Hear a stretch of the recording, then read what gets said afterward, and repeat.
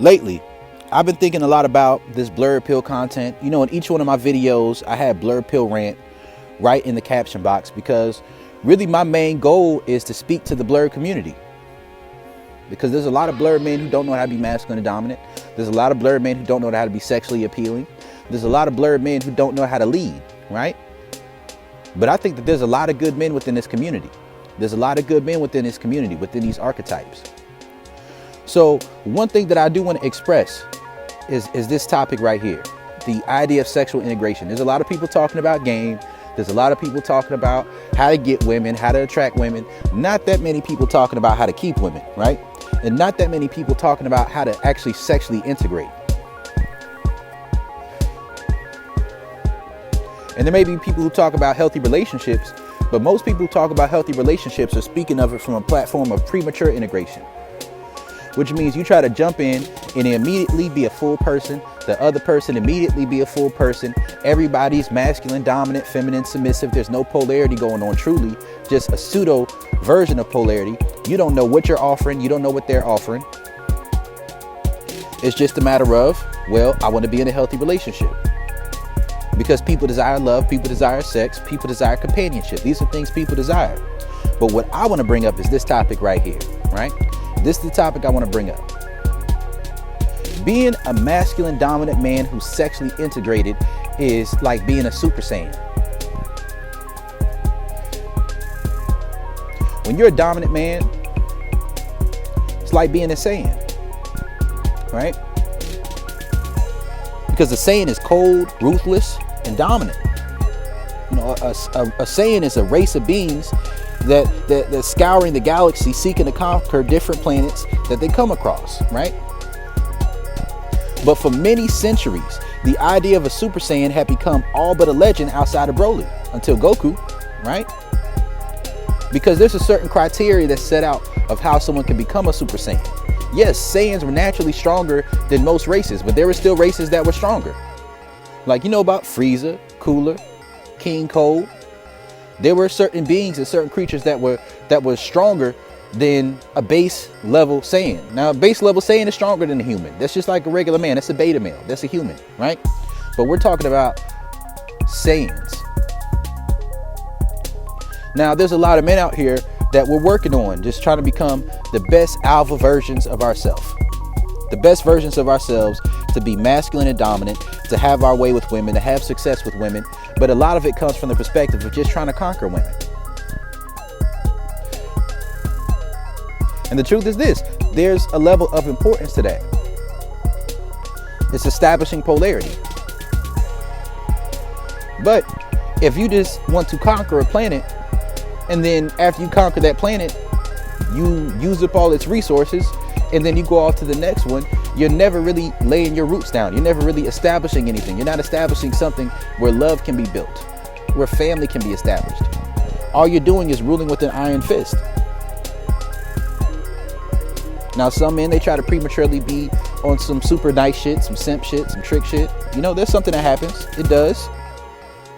And being dominant alone isn't enough, right? You have to be masculine and dominant, but you integrate from that point. So the criteria of becoming a Super Saiyan is, one, you have to have a strong enough power level, right? You have to have S cells, right?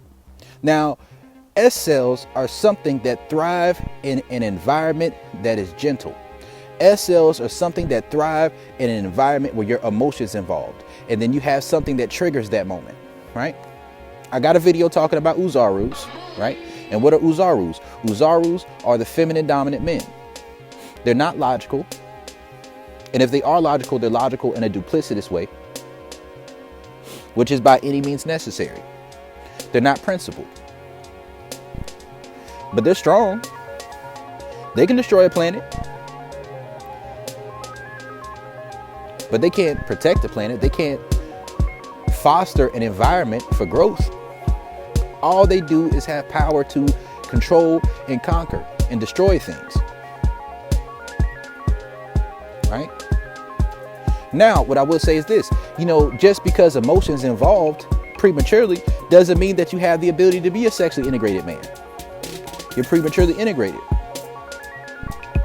So when the opportunity presents itself, that emotion hits you, it's not going to be something to where love is going to help you. It's not. It's going to hurt you, right? Because you aren't strong enough yet. You're not strong enough yet. But something to understand is this. As life goes on, you become masculine and dominant.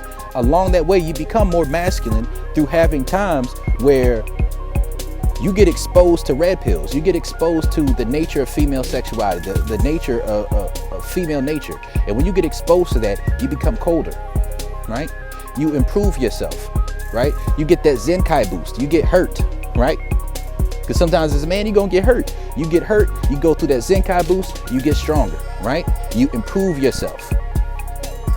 And as you continue to improve yourself, you get to the point where you're strong enough. You get masculine, you get dominant, right? Like a Saiyan. But eventually, when you have that strength and you have enough strength to not feel the need to destroy everything that you come across, you might meet a woman. She's feminine, submissive with you. She's on your program, right? She pours into you. And she meets your standards. You pour into her. The more you're in that environment of sexual polarity with a woman who's feminine, submissive with you over a consistent period of time, the less that you need to use your strength and your aggression or your masculinity and your coldness to break that environment down. The less you feel the necessity to do that. So you're dealing with a woman. You have polarity, her softness, her femininity, her submissiveness with you. That's something that pours into you. And within that type of relationship, there's an environment that is fostered to grow your S cells. That environment is fostered to grow your S cells. And once you have those S cells, you're dealing with the woman. And then you integrate. So maybe masculine and dominant, but then you start to sexually integrate. And once you start to sexually integrate, that's where you reach the point where you're strong enough so that if you have that emotion that rises up, let's say that woman is going through something, you can be that man for her. This is a woman who's already proven herself.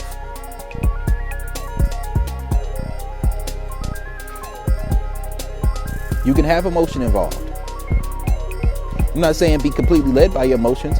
What I'm saying is that there's a difference between having emotional discipline and being emotionally unavailable. A Saiyan is just emotionally unavailable. It gives the impression of being masculine and dominant, but it's just emotionally unavailable. That's different from having emotional discipline.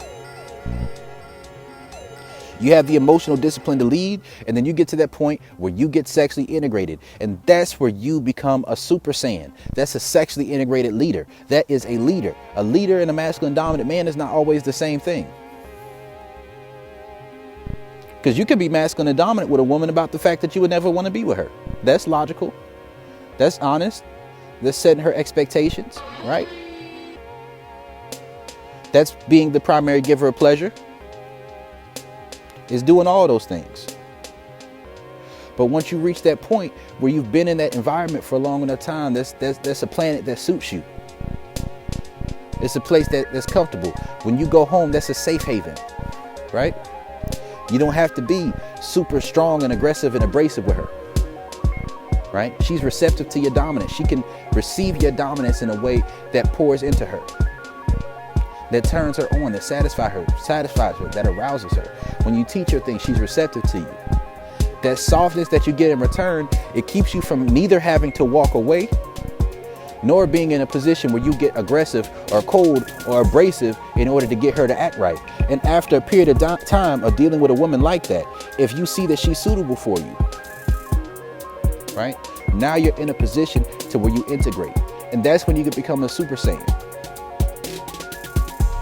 You know, there are a lot of situations that occur where a man may just be in a position where his only goal, his only focus is to be as masculine and dominant as possible. And most men aren't even there yet. Most men are just trying to learn to be dominant right now. Some are trying to learn to be masculine. Some are just trying to learn to be dominant. But there's a point that goes beyond sexual polarity. And that's sexual integration. That's where you can care for that woman. That's where she becomes part of you. She says she wants to be yours. And not just says she wants to be yours, but shows she wants to be yours and displays that. That softness that she brings to you, that does something to your heart. Don't act like it doesn't, nigga. It does.